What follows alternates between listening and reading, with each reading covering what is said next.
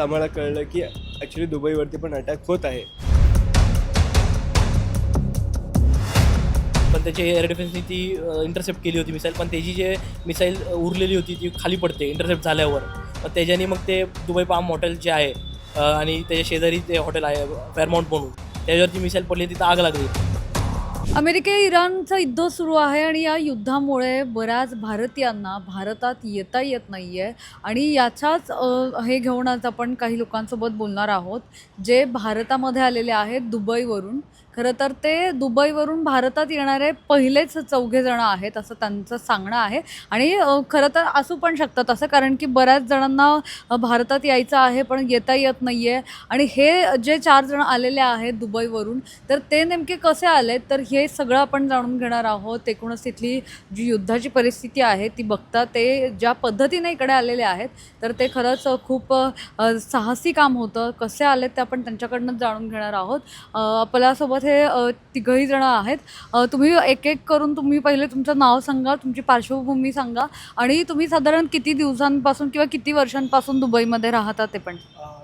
तर माझं नाव सौरभ गरुड आहे. तर मी दुबईमध्ये माझा रिअल इस्टेटचा बिझनेस करतो. मी आत्ता नवीनच माझं स्टार्टअप चालू झालं आहे तिथं. तर मी दुबईला माझं येणं जाणं चालूच असतं. तसं वर्षभरापासून माझं रेग्युलर येणं जाणं आहे आणि माझ्याकडं UAEचा रेसिडेन्सी विजा आहे.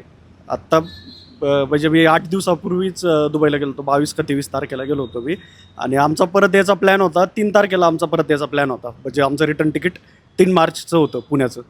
नमस्कार, माझं नाव चिराग अगरवाल आहे. मी पुण्याचा रहिवासी आहे. तर मी दुबईला गेलो होतो. सौरभनी बिझनेस टाकला होता, तिथं ॲज अ इन्व्हेस्टर गेलो होतो. मी सगळे तिकीट वगैरे बुक केले ते आणि 3 तारखेची मी रिटर्न तिकीट केली ती आणि तेव्हाच मी विजा पण काढला आहे. तुमचं पण नाव सांगा आणि तुम्ही कधी गेलेला दुबईमध्ये. माझं नाव भरत चौधरी आहे. जसं आपण सगळ्यांशी बोललो, आम्ही एकत्रच गेलेलो. 3 तारखेची आमची रिटर्न होती आणि 23 फेब्रुवारी हे आमचा डिपार्चर होता पुणेवरनं. ज्या दिवशी हे सगळं युद्ध वगैरे सुरू झालं तर त्यावेळेला तुम्ही कुठे होता. आम्ही ॲक्च्युली आमच्या ऑफिसला होतो. ॲस्पेन टावर्समध्ये आमचं ऑफिस आहे, तिथं आम्ही होतो जेव्हा आम्ही हे ऐकलं की म्हणजे अबुधाबीवर अटॅक झाला होता. आणि तेवढ्यात आम्हाला कळलं की ॲक्च्युली दुबईवरती पण अटॅक होत आहे. तेव्हा आम्ही आमचं ऑफिस सोडून आम्ही आमच्या रेसिडेंटला जात होतो. ते आम्ही बिझनेस बेमध्ये राहतो. तर तिथं आम्ही आमचे डोळ्यांनी मिसाईल्स पाहिले. काय म्हणजे हे सगळं मिसाईल्स वगैरे आपण मूवीजमध्ये किंवा ह्याच्यामध्ये बघतो, हे समोरासमोर जेव्हा दिसलं तेव्हा एक भीती होती मनात. हो, एक होती म्हणजे जर ॲक्सिडेंटली आम्हाला जर हिट झाली तर मग काय. पण ॲक्च्युली त्यांचा जो एअर डिफेन्स आहे तो चांगला आहे. ते इंटरसेप्ट केली होती सगळी. पण मनात एक भीती होती की जर पडली तर काय. तुम्ही काय सांगाल जेव्हा हे सगळं युद्धाचं हे सुरू झालं तेव्हा तुम्ही कुठे होतात आणि जेव्हा कळालं तेव्हा इकडे भारतात निघायचा निर्णय कधी आणि कसा घेतला. तर आम्ही होतो आमच्या ऑफिसला, आमची मीटिंग्स वगैरे चालू होते इन्व्हेस्टरसोबत. आमच्याकडे एक युरोपियन क्लायंट आले होते. तर आम्ही जसं ते युरोपियन क्लायंट गेले, आम्ही न्यूज वाचली की अबुधाबीचा US चा बेस उडून टाकलं आहे, पूर्ण उद्ध्वस्त केलं ते बेस. तर आम्ही सगळ्यात पहिले निघालो घरी. आम्ही घरी गेलो, थोडं फ्रेश वगैरे झालो, ब्रेकफास्ट वगैरे केलं आणि मग आम्ही न्यूज वगैरे वाचायला बसलो. तर त्यांनी सगळं सांगितलं की सिच्युएशन इज अंडर कंट्रोल. सगळे न्यूज वगैरे येत होते की सिच्युएशन एकदम अंडर कंट्रोल आहेत. पण मग आम्ही स्वतः आमच्या डोळ्यांनी मिसाईल पाहिली, पण त्याची एअर डिफेन्सनी ती इंटरसेप्ट केली होती मिसाईल, पण त्याची जे मिसाईल उरलेली होती ती खाली पडते इंटरसेप्ट झाल्यावर. मग त्याच्यानी मग ते दुबई पाम हॉटेल जे आहे आणि त्याच्या शेजारी ते हॉटेल आहे फेअरमाउंट म्हणून, त्याच्यावरती मिसाईल पडली, तिथं आग लागली. तर आम्ही एकदम भीतीमध्ये झालो की दुबई इंटरसेप्ट झाली मिसाईल तरी ती पडते आणि तिथं बिल्डिंगला आग लावते. तर ते आम्ही खूप भीती वगैरे झाली. मग आम्ही रात्री थोडं न्यूज वगैरे वाचत बसलो. थोडे सोर्सेसला कॉल केलं, कोणी आन्सर केले नाही. मग आम्ही काय केलं, सकाळी जसं सकाळ झाली तसं आम्ही कॅब घेऊन सरळ ओमानला निघालो. बरं, पण जेव्हा म्हणजे हे सगळं झालं घडत होतं तर तेव्हा तुमच्या समोर हे सगळे मिसाईल्स पडत होते, पण बातम्यांना वगैरे असं काही दाखवत नव्हतं. म्हणजे जे काही आहे तिथली सध्याची परिस्थिती तर ती सगळी लपवण्याचा प्रयत्न करत होते का. लपवण्याचा प्रयत्न म्हणजे ते इट्स अ कंट्रोल, पूर्ण कंट्रोल केलेलं आहे तिथं. फक्त 2च न्यूज चॅनल आहे आणि लोक काय आपलं बिझनेस वगैरे असते म्हणून ते काय चुकीचं दाखवत नाही, कारण की तिथून इन्व्हेस्टर पळून जातील. काय कोण तिथं काय इन्व्हेस्ट करणार नाही म्हणून ते जास्त आपण काय ते वाईट बोलू शकत नाही.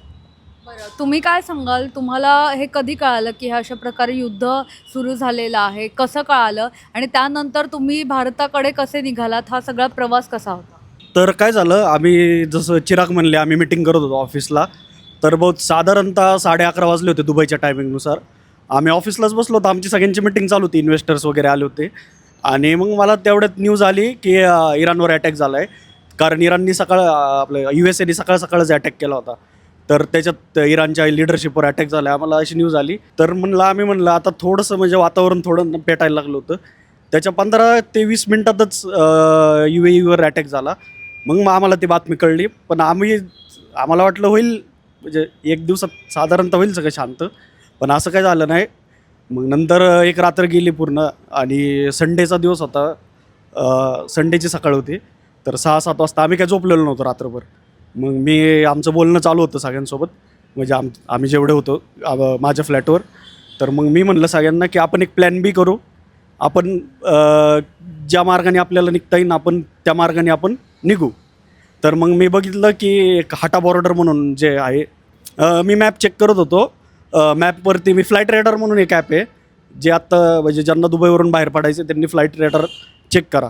फ्लाईट रेडरवर सगळी माहिती भेटते की कोणत्या एअरपोर्टचं नाव तुम्ही टाकलं, कोणते कोणते फ्लाईट आहेत, ते फ्लाईट रेडरवर तुम्ही बघितलं की सगळी माहिती येते कुठून चालू आहे एअरपोर्ट कोणतं चालू आहे वगैरे. मग मी फ्लाईट रेडर बघितल्यानंतर मला कळलं की मस्कटवरून 3 फ्लाईट आज जाणार आहेत इंडियात. तर ते 3 फ्लाईट होत्या हैदराबाद, बेंगळुरू आणि चेन्नई.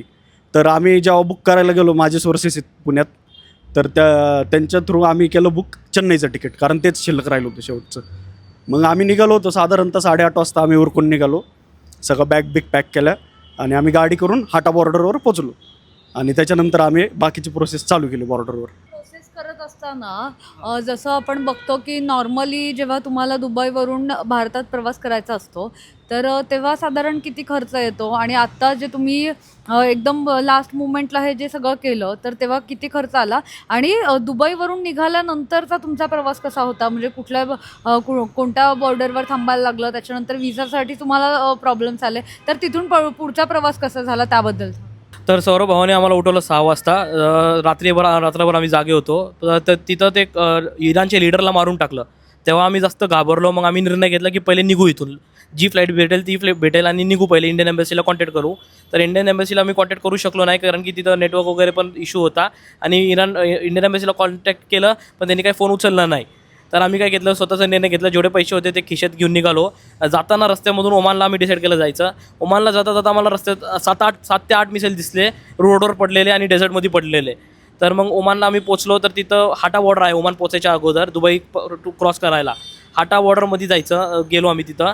तर तिथं आम्हाला आढळलं की तुमच्याकडे विजा नाही आहे. तर त्यांनी दुबई एक्झिटचा स्टॅम्प दिला पण ओमानमध्ये एंट्री देत नव्हते. तर आम्ही तिथून रिक्वेस्ट केलं लोकांना की तुम्ही इंडियन एम्बसीला कॉन्टॅक्ट करा.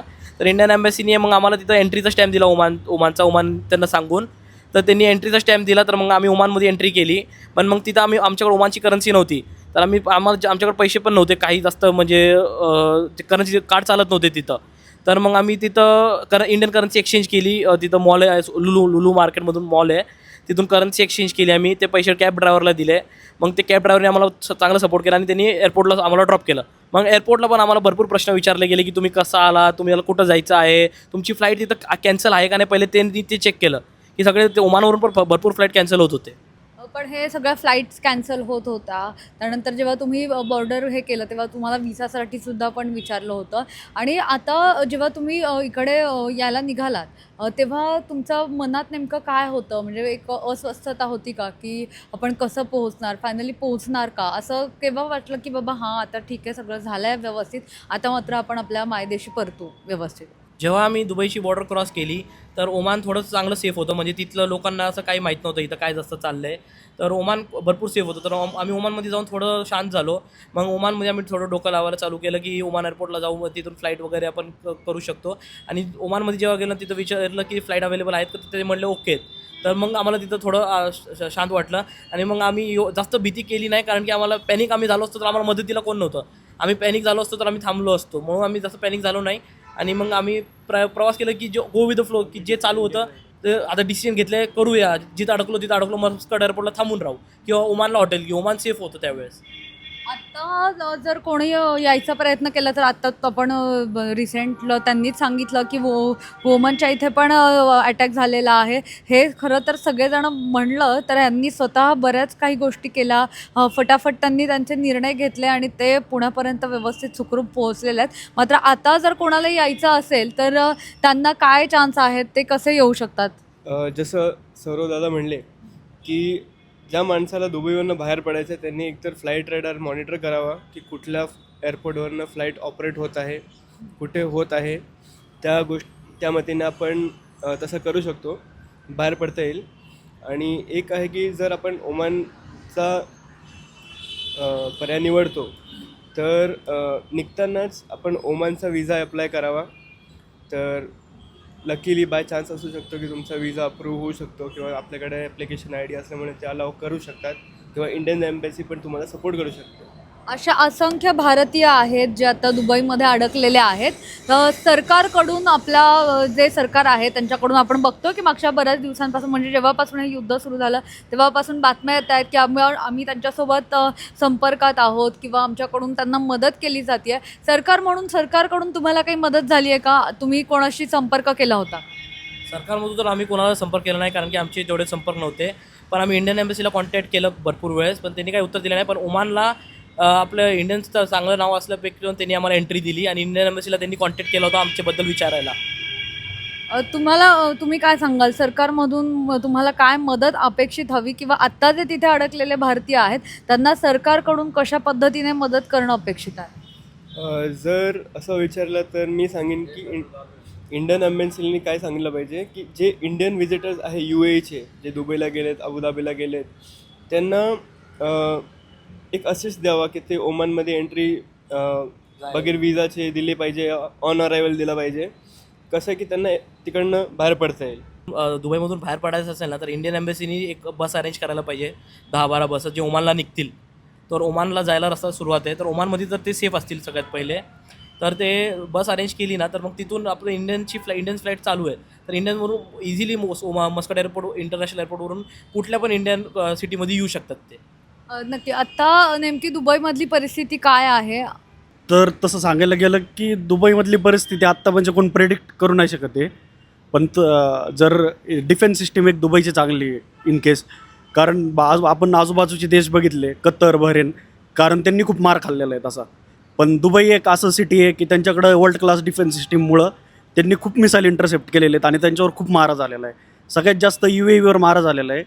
पण त्यांच्या डिफेन्स सिस्टीममुळं लोक सेफ आहेत.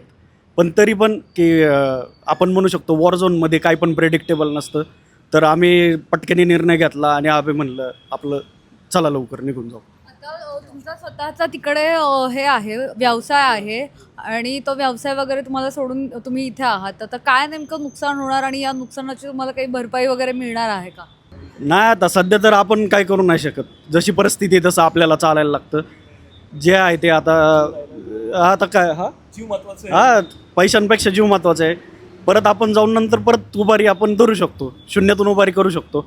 पण आपण त्याच्यासाठी आपण वाचलो पाहिजे, दुसरा दिवस बघितला पाहिजे त्याच्यासाठी. हां, माझ्या मनात एवढाच विचार होता की पहिलं घरी जाऊन झोपायचं. तुम्ही काय तुमच्या मनात विचार आले म्हणजे जसं तिकडची जी युद्धाची परिस्थिती होती ती बघून आत्ता पण बरेच जण आहेत ज्यांना इकडे परत भारतामध्ये पोहोचतील असे सगळे त्यांच्या मनात प्रश्न पडलेले आहेत. अशा असताना तुम्ही इकडे निघाला होता, तुमच्या मनात काय काय विचार येत होते? म्हणजे आपण व्यवस्थित घरी पोहोचू किंवा काय भीती होती? भीती तर अशी होती जेव्हा दुबईमधून निघालो तेव्हा की आमच्या गाडीला कुठली मिसाईल हिट करू नये किंवा इंटरसेप्ट झालेली मिसाईल रस्त्यावर पडू नये, की रोड सुरू असलं. सगळ्यात पहिली भीती ती होती.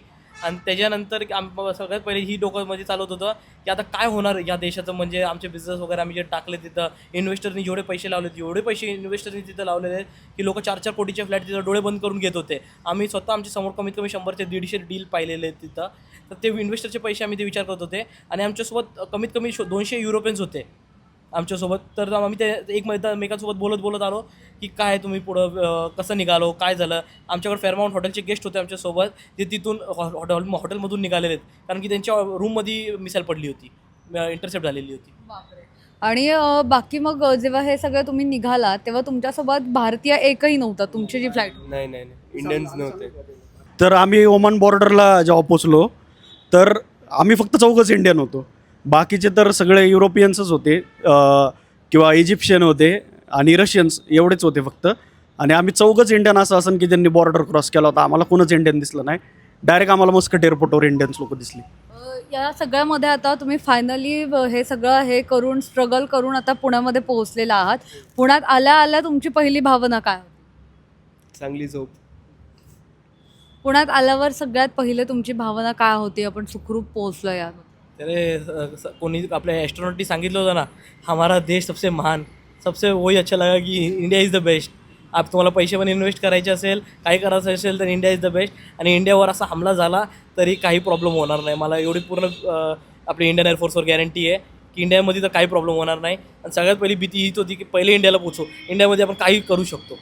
तिकडे या व्यतिरिक्त म्हणजे काय बाकीची परिस्थिती आहे? जसं की लोकांना सांगितलं जात होतं की म्हणजे आपण पण खूप सिविक मिरर आणि पुणे मिररच्या माध्यमातून काही तिकडे लोक आहेत अडकलेले, तर त्यांना विचारलं होतं की इथली खरंच परिस्थिती तशी आहे का जशी बाकीचे लोक दाखवत आहेत सांगतात. पण तशी परिस्थिती असताना सुद्धा तिकडे असं सांगितलं जात होतं का की आहे ती परिस्थिती सांगू नये वगैरे, म्हणजे काही दबाव वगैरे आणण्याचा प्रयत्न केला जात होता का?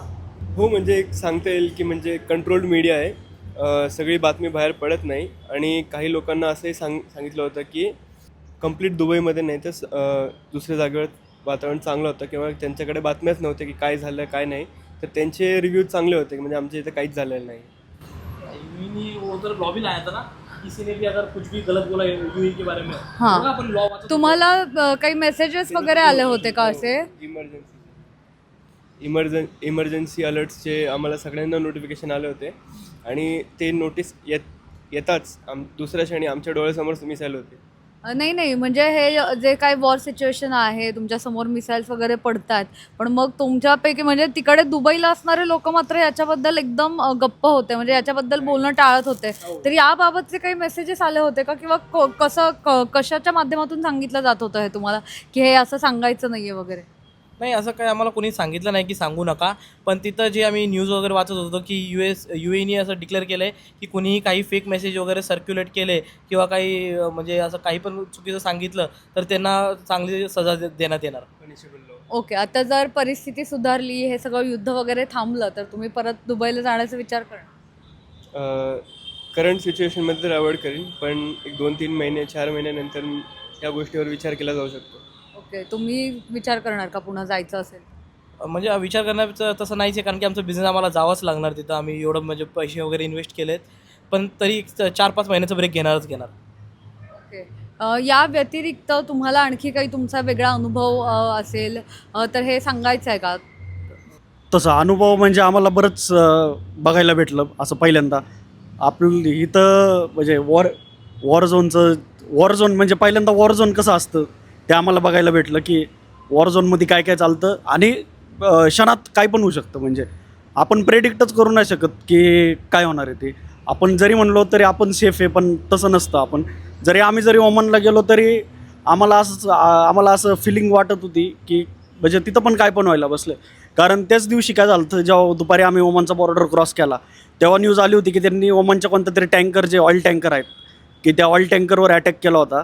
तर आम्हाला पण दगदगच होती.